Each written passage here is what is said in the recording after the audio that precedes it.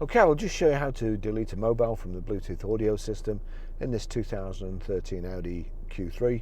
So from any screen, if you go into menu, you can navigate to telephone like so, or if you just click telephone, you've got there's no phones connected to it at the moment. You've got settings in the corner or search for new mobile. Now each instruction in the corner corresponds to one of these four buttons next to the rotary control. So settings in the bottom right hand corner, click the bottom right hand button, settings. You've got telephone settings there, and then you've got Bluetooth.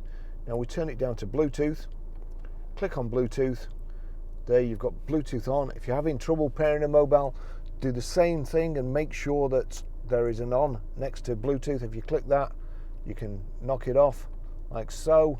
So what you want to do, turn on, and that's it. And another thing you need to watch out for, if you can't play audio, you need to make sure that on is next to Bluetooth audio player. Anyway, it's trying to connect to my phone there.